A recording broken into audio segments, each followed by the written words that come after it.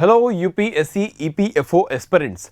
आज की concept series में हम बात करेंगे ग्रेचुटी, एक ऐसे गिफ्ट की जो एम्प्लॉयर की द्वारा दिया जाता है एम्प्लॉय को for his loyal contribution and association with the organisation over a longer period of time. Now ये ग्रेचुटी जो है ये एक एक्ट से भी रेगुलेट किया जाता है इंडिया में, so that it can be insured that all the workers who are covered under this act get the benefit. तो मैं बात कर रहा हूं आज पेमेंट ऑफ ग्रेचुटी एक्ट 1972 की, जिसमें हम इसके की कॉन्सेप्ट डिस्कस करेंगे, जिसमें कि applicability will be the first idea and then will discuss about the continuous service. Because यहां पे एक कॉन्सेप्ट है दैट इज अगर आप 5 साल सर्व करते हैं एक ऑर्गेनाइजेशन के साथ तब आप एलिजिबल हो जाते हैं फॉर द ग्रेचुटी। इसमें कुछ चेंजेस भी हैं, उनको भी हम डिस्कस करेंगे। सो क्या होता है कॉन्टिन्यूअस सर्विस, इस पे बात करेंगे। Then will talk about the eligibility of the person who is going to get the benefit out of this whole act, and then calculation, gratuity को कैलकुलेट कैसे किया जाता है। ये ऐसा कहा जाता है कि एक एम्प्लॉई, एक जो आपका कामगार है, उसकी लाइफ में एक ऐसा टाइम आता है जब वो अपने आप को रिच समझ पाता है या अपने आप रिचनेस उसकी लाइफ में आती है। वो टाइम है उसकी रिटायरमेंट का, जब उसे ग्रेचुटी मिलती है और साथ में साथ और जो कंपलसेटरी बेनिफिट्स हैं वो उसे मिल जाते हैं और पेंशन उसकी लग जाती है। नाउ हम बात करेंगे कि वो रिचनेस कहाँ से आती है, वो कैलकुलेशन क्या है जिससे उसे ये पैसा मिलता है। And then will talk about the recent updates, कुछ रीसेंट अपडेट्स भी हैं, उनका भी रेफरेंस लेंगे। जैसे कि केरला गवर्नमेंट ने रिसेंटली कुछ चेंजेस भी किए हैं with respect to applicability of this gratuity and the calculation of the gratuity, and new labour code भी इसमें कुछ चेंजेस प्रपोज करता है, जहां पे ग्रेचुटी का जो पीरियड है वो 5 साल से घटाकर कुछ स्पेसिफिक टाइप ऑफ एम्प्लॉयमेंट के लिए 1 साल भी करने जा रहे हैं। तो इन सारे एस्पेक्ट पे हम बात करेंगे। Let's start the topic now. My self is Deepak Thakur and मैं आपको डिटेल में डिस्कस करूंगा इन सारे की कॉन्सेप्ट्स पर, सो दैट हमारा जो ईपीएफओ का एग्जामिनेशन है for EO, AO and APFC, उसमें आने वाले क्वेश्चंस हमारे कवर हो जाएं फ्रॉम दिस एक्ट। चलिए आगे बढ़ते हैं। नाउ सबसे पहली बात रिगार्डिंग द एप्लीकेबिलिटी। सो ये एक्ट जनरली हम सभी एस्टैब्लिशमेंट पे अप्लाई करते हैं, फैक्ट्रीज पे अप्लाई करते हैं जहां पे 10 या 10 से ज़्यादा वर्कर काम करते हैं। तो फैक्ट्रीज को डिफाइन किया गया है बाय फैक्ट्रीज एक्ट, हमने पहले देखा था। एंड ऐसे ही आपकी जो शॉप एंड एस्टैब्लिशमेंट एक्ट है, स्टेट गवर्नमेंट जिसको बनाती है, एंड उसमें अप्रोप्रिएट गवर्नमेंट भी स्टेट गवर्नमेंट्स ही रहेंगी। सो वहां पर जिसको डिफाइन करेंगी for this applicability of this and वो सारी एस्टैब्लिशमेंट्स इसमें कवर अप हो जाएंगी, वो सारी शॉप्स कवर अप हो जाएंगी। एंड इसके साथ साथ इसके अलावा कोई भी और एस्टैब्लिशमेंट जहां पे 10 या 10 से ज़्यादा वर्कर्स काम करते हों, उन सब पर ये एप्लीकेबल होगा। एक बात यहां पे और खास करके ध्यान में रखिएगा, अगर एक बार पेमेंट ऑफ ग्रेचुटी एक्ट जो है अप्लाई हो जाता है, उसके बाद अगर नंबर ऑफ वर्कर्स रिड्यूस भी हो जाए फ्रॉम द नंबर 10, तो भी ये एक्ट एप्लीकेबल होगा। It's a important thing to remember. So इसकी एप्लीकेबिलिटी के रिगार्डिंग हमने देखा कि अगर 10 या 10 से ज़्यादा वर्कर काम करते हों कहीं भी, किसी फैक्ट्री में या किसी भी और एस्टैब्लिशमेंट में या शॉप में, so this act will be applicable, because ये सोशल सिक्योरिटी इंश्योर करने का एक एक्ट है, और खासकर उन वर्कर्स को जो मार्जिनलाइज वर्कर जिनको आप कह सकते हैं, या फिर वैसे वर्कर जो काफ़ी कम वेजेस पे काम कर रहे हैं, सो दैट उनके लिए वो खुद से सेव नहीं कर पा रहे, तो गवर्नमेंट इस एक्ट के थ्रू उनके लिए एक रिटायरमेंट के टाइम के एक सेविंग फंड जो है वो कोशिश कर रहा है बनाने का। सो दिस इज, एंड इसमें कंट्रीब्यूशन जो है वो सारी एम्प्लॉयर की होती है, एम्प्लॉय को इसमें कुछ कंट्रीब्यूशन नहीं करना है, तभी इसको हमने गिफ्ट बोला। ठीक है, तभी ग्रेचुटी को गिफ्ट बोला जाता है कि एक एम्प्लॉयर की तरफ से एम्प्लॉय को दिया जाता है। नाउ इसमें हम अब बात करते हैं कि ये इसमें जो कैलकुलेशन है, जैसे 5 इयर्स का मैंने आपको कैलकुलेशन बोला कि मिनिमम सर्विस जो है किसी एसोसिएशन के साथ आपकी 5 साल की रहे, तो इसमें कॉन्टिन्यूस सर्विस का नाम आता है, या कॉन्टिन्यूस सर्विस एक टर्म यूज की जाती है कि आपने कितने समय तक एक एसोसिएशन से के साथ काम किया। नाउ इस कॉन्टिन्यूटी में कुछ ब्रेक्स आ सकते हैं in between, in the form of sickness कि आप बीमार पड़ सकते हैं, in the form of accident, in the form of other forms of leave जो आप ले सकते हैं, चाहे वो विद पे हो या विदाउट पे हो। ऐसे ही you have some kind of a temporary disability, जैसे कि आप अगर किसी फैक्ट्री में काम कर रहे हैं, तो फैक्ट्री में किसी मशीन को ऑपरेट करते हुए अगर आपको किसी तरह की इंजरी हो जाती है, and because of that you are temporarily on bed rest, ये for some time your hands, your legs is not in that situation, और your whole body is not in that situation to work in a similar manner जो पहले कर पा रही थी, तो भी वो टेम्परेरी डिसेबिलिटी की कैटेगरी में आता है। नाउ ले ऑफ का पीरियड, अगर आपको एम्प्लॉयर ने ले ऑफ किया है फॉर सम टाइम पीरियड, जैसे 45 डेज का हम पीरियड हमने डिस्कस किया था योर इंडस्ट्रियल डिस्प्यूट एक्ट में।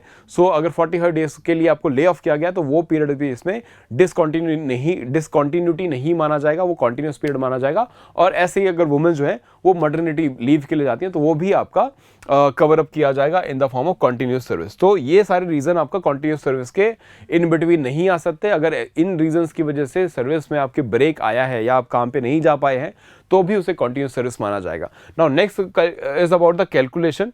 सो इसमें दूसरी बात यह है कि इसमें कंट्रोलिंग अथॉरिटी जो है वो एप्रोप्रिएट अथॉरिटी वर्ड यूज किया गया है, और अभी तक इसकी कॉन्सेप्ट सीरीज को फॉलो करते हुए आपको एक क्लैरिटी मिल चुकी होगी कि एप्रोप्रिएट गवर्नमेंट क्या होता है। So in this case appropriate government is that government which is actually the implementing authority also.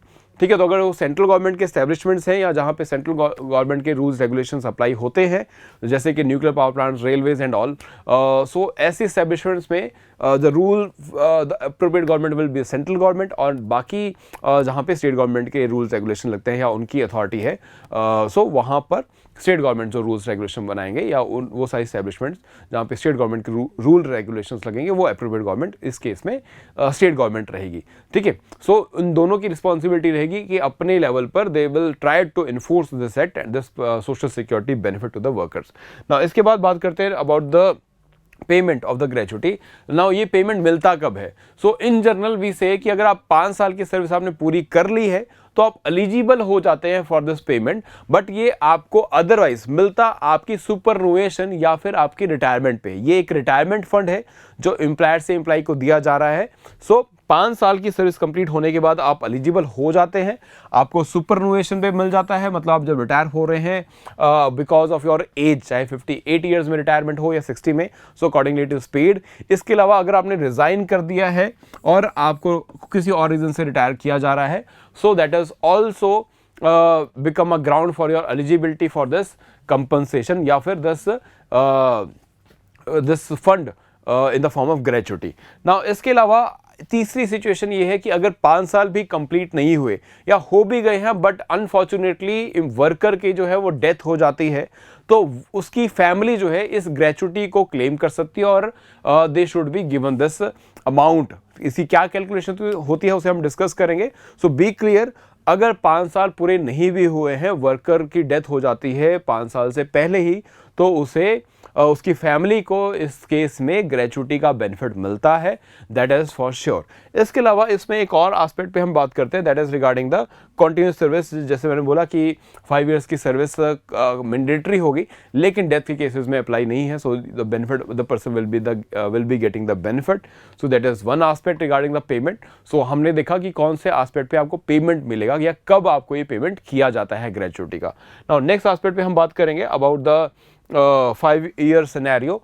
So 5 year scenario में जो हमने कॉन्टिन्यूस सर्विस कवर अप करनी है, हमने जो कॉन्टिन्यूटी देखनी है कि क्या कॉन्टिन्यूस सर्विस इस एम्प्लॉई से मिली है, इसने एस्टेब्लिशमेंट में या फैक्ट्री में काम किया है कॉन्टिन्यूसली पिछले 1 साल या थ्रू आउट 5 ईयर्स की नहीं, तो उसके लिए जैसे मैं बोला कि हमने जो आइडियाज़ अभी डिस्कस किए, जो पॉइंट्स हमने डिस्कस किए कि इन रीजन से अगर डिसकंटिन्यूटी है तो उसको डिसकंटिन्यूटी नहीं माना जाएगा। सो इस फैक्टर को इंटीग्रेट करते हुए हम आते हैं दूसरे एस्पेक्ट पे, दैट इज कि फिर कॉन्टिन्यूस सर्विस कितनी है। सो अगर आप 190 डेज काम कर रहे हैं in a year, in a 12 month period in any mine which is actually working under the ground और you are been employed under the ground, तो 190 डेज अगर 12 महीने में आपने पूरे किए तो ये कॉन्टिन्यूस सर्विस माना जाएगा। जो ब्रेक्स इन बिटवीन लीव्स की फॉर्म में मटर्निटी बेनिफिट एंड ऑल हमने डिस्कस किए उसको इंक्लूड करने के बाद, ठीक है। तो 190 डेज तक अगर आपने काम किया है out of 12 months, so then you will become the eligible. तो आपका वो 1 साल जो है पूरा काउंट कर लिया जाएगा। अगर इससे कम है तो फिर वो 1 ईयर की सर्विस आपकी नहीं इंक्लूड की जाएगी, देन आपको उस पार्ट को कैलकुलेशन में नहीं ऐड करेंगे, क्योंकि इसमें हम आगे ईयर ऑफ सर्विस के बेसिस पे कैलकुलेशन करने वाले हैं कि कितना फंड या ग्रेचुटी मिलेगी। तो ये वो साल जिसमें आपने 190 डेज से कम काम किया है, including all the leaves which are been allowed here, so उसे इंक्लूड करने के बाद भी अगर आप 190 दिन नहीं बन रहे तो आप एलिजिबल नहीं होंगे फॉर दैट ईयर ओनली, ठीक है। तो अगर 10 साल में से कोई 3 साल ऐसे निकलते हैं तो वो 3 साल कैलकुलेशन में नहीं आएंगे, बाकी 7 ईयर्स हम इसमें कैलकुलेट करेंगे। और अंडर द ग्राउंड की जो माइंस के हमने एस्पेक्ट में बात किया उसमें 190 डेज है, इसके अलावा बाकी सभी के लिए 240 डेज है। तो 12 महीने में आउट ऑफ 12 मंथ्स अगर आपने किसी भी स्टैब्लिशमेंट, फैक्ट्रीज, कंपनी एक्सेट्रा में अगर आपने काम किया है 240 दिन तक, तो आप ग्रेचुटी के लिए वो एक साल जो है आपके वो ग्रेचुटी के लिए एलिजिबल हो जाएगा। तो अगर 240 दिन से कम अगर आपका कंटिन्यूस पीरियड आता है, then that particular year will not be calculated, but rest of the periods which has this 240 days into the calculation, तो आप एलिजिबल हो जाएंगे, ठीक है। So I hope it is very very clear now इसके बाद आगे चलते हैं रिगार्डिंग द चेंजेस। अब इसमें कुछ नए चेंजेस जो है प्रपोज किए गए, काफ़ी ज़्यादा कन्फ्यूजन्स है स्टूडेंट्स में अबाउट दिस चेंजेस, तो इसे क्लैरिफाई करने के लिए मैंने इसे टेबल की फॉर्म में प्रेजेंट किया है। So let's go through this point one by one.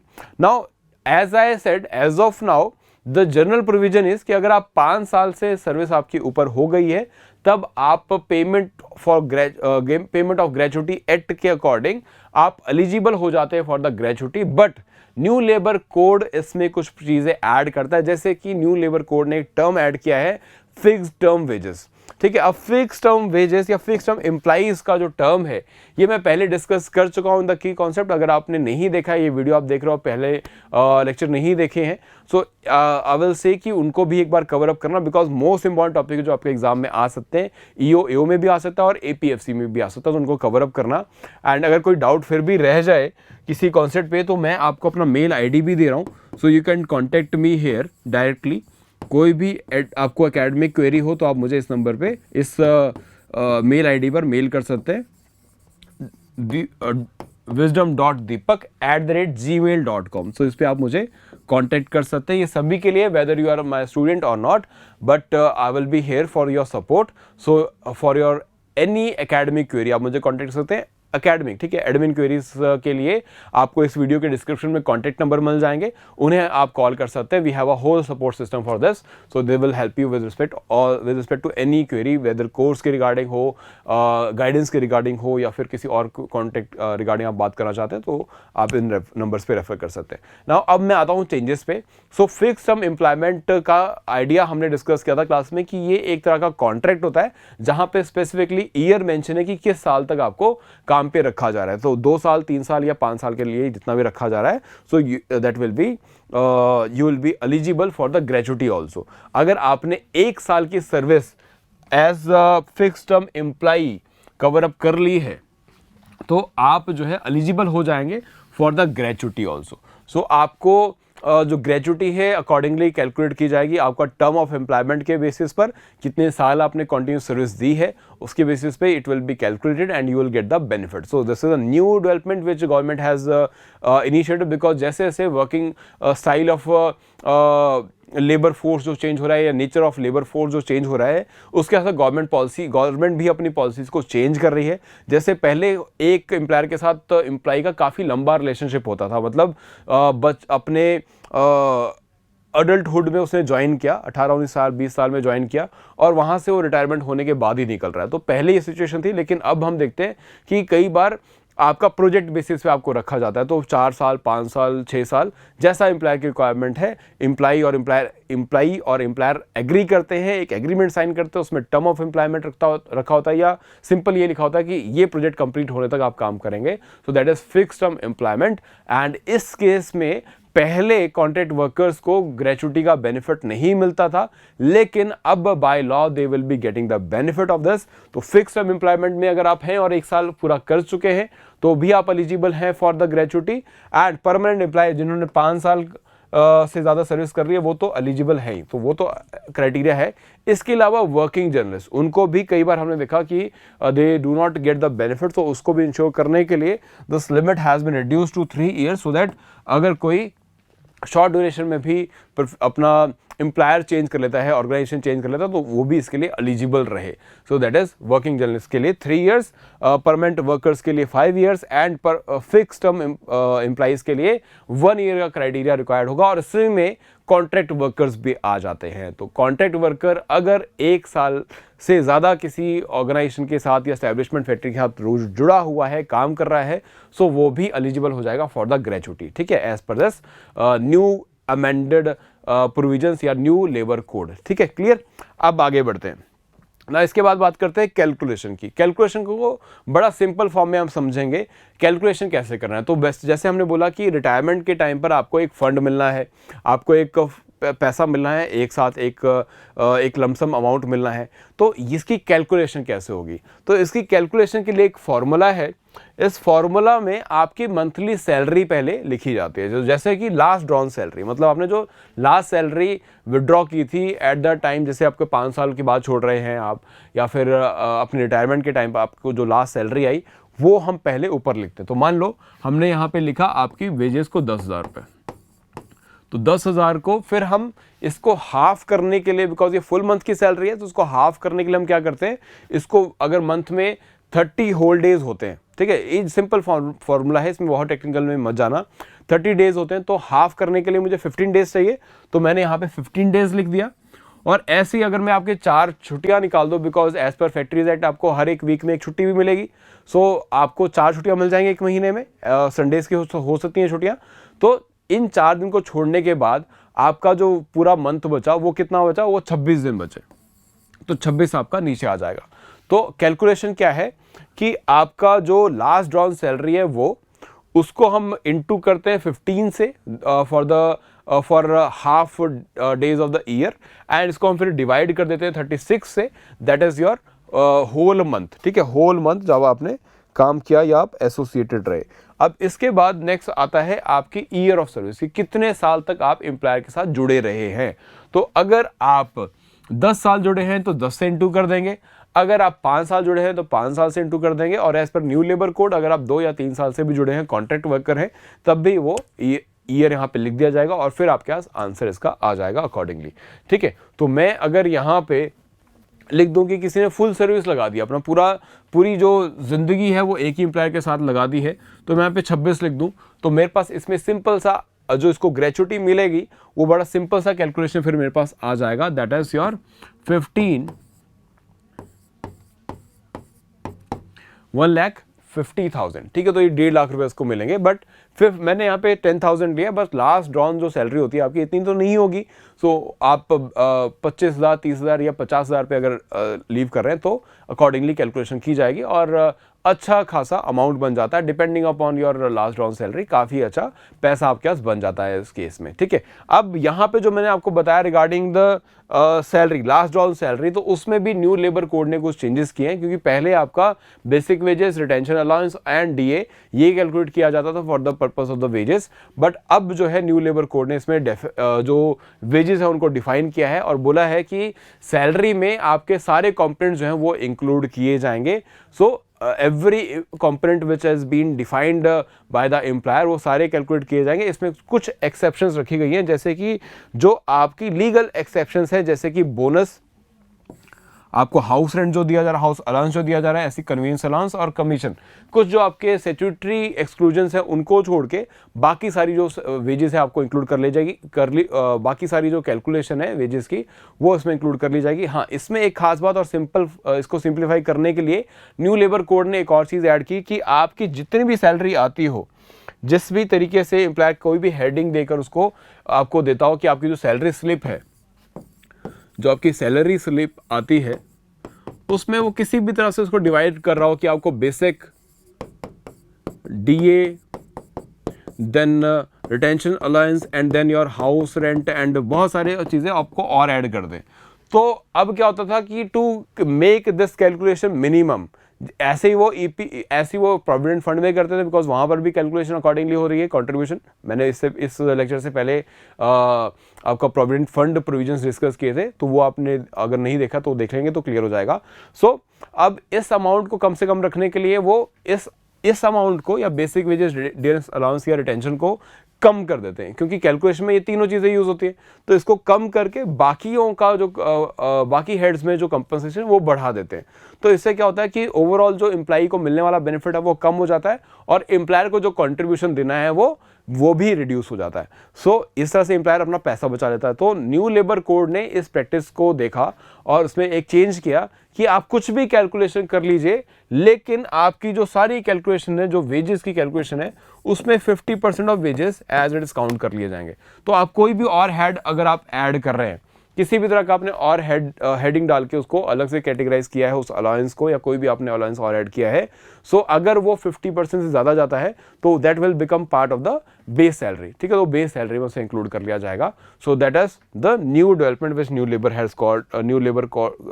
Law has introduce, that is to simplify the provision. So the thing is, exclusion are limited to the 50% of the total remunerations except the gratuity and the retention compensation। तो जो gratuity और retention के लिए आपको compensation मिलता है उसको छोड़ के बाकी सब कुछ आपका कैलकुलेशन की जाएगी, तो 50% पार्ट आपका बेसिक रिम्यूनरेशन मानकर कैलकुलेशन की जाएगी। तो यहाँ पे जितना भी आपकी लास्ट राउंड सैलरी है तो उसका 50% आप यहाँ पे लेके चल सकते हैं कि 50% into 15 divide by 26 and into number of year of service. ठीक है, so that is the calculation. तो आई होप ये कैलकुलेशन आपने कर ली होगी और आप अगर खुद वर्किंग हो तो आपको पता लग जाएगा कि आप अभी अगर जॉब छोड़ते हैं तो कितना आपको ग्रेचुटी मिलेगा। अगर आप जो कंडीशन में डिस्कस की वो कवर अप कर चुके हैं, या फिर आपके पेरेंट्स के कॉन्टेक्स्ट में डिस्कस करूँ तो अगर वो रिटायरमेंट के आसपास है तो विल गेट टू नो कि कितना पैसा उनको मिलने वाला है। So you can help him to plan how to spend और सेव और invest that money accordingly. Okay जी, आगे बात करते हैं रिगार्डिंग द लिमिट्स। अब कुछ नए चेंजेस भी आए हैं। न्यू लेबर कोड के आने से पहले ही गवर्नमेंट ने 2018 में एक payment of gratuity amendment act लेके आए, जिसमें स्पेसिफिकली जो चेंजेस हैं वो उसके लिमिट पे रखा, बिकॉज जो कैलकुलेशन हम कर रहे थे अभी वो काफ़ी ज़्यादा कंपनसेशन ना बन जाए, बिकॉज एम्प्लॉयर के ऊपर बहुत ज़्यादा बर्डन आ जाएगा। और स्पेसिफिकली हम यहाँ पे कवर अप करना चाह रहे हैं सोशल सिक्योरिटी को, तो सोशल सिक्योरिटी इंश्योर हो जाए, बस इतना अमाउंट इसमें हम रखना चाह रहे हैं। तो पहले ये लिमिट 10,000 हुआ करती थी, अब ये लिमिट इंक्रीज करके जो है इंक्रीज करके 20 लाख कर दी गई है। तो पहले ये 10 लाख रुपए की लिमिट थी, अब ये 20 लाख रुपए की लिमिट है। तो मैक्सिमम आप जो ग्रेचुटी क्लेम कर सकते हैं under the act that is 20 lakh rupees. ठीक है, तो अगर आप कैलकुलेशन करने से 21 लाख बन जाता है तो you will be getting 20 lakh, not 21 lakh. ठीक है, सो दैट इज बिकॉज यहाँ पे हमने वर्कर की सोशल सिक्योरिटी इंश्योर करनी है। और जैसे मैंने स्टार्टिंग बोला कि स्पेसिफिकली उन वर्कर्स की जो बहुत कम अर्न कर रहे हैं in the form of wages and because of which they may not be able to save much, तो उनको रिटायरमेंट के बाद जब वो काम करने की कंडीशन में या नौकरी करने की कंडीशन में नहीं है, तब भी उनको कुछ पैसा मिल जाए फॉर देयर एक्सपेंसेस, उस पर्पज से इस एक्ट को सोशल सिक्योरिटी के एस्पेक्ट से बनाया गया। सो इसलिए अकॉर्डिंगली इसमें लिमिट जो है वो डिफाइन की गई है। ओके, ना इसके बाद आगे चलते हैं with respect to last part. अब थोड़ा सा कैलकुलेशन पे वापस अब थोड़ा सा देखते हैं, रिकैप करते हैं हमने क्या क्या कवर अप किया। हमने कवर अप किया कि आपको ग्रेचुटी जो है वो मिलती है, और ग्रेचुटी कैसे मिलती है इसके लिए हम कैलकुलेट करते हैं आपकी मंथली वेजेस। आपके मंथली वेजेस की जो है वो कैलकुलेशन आती है।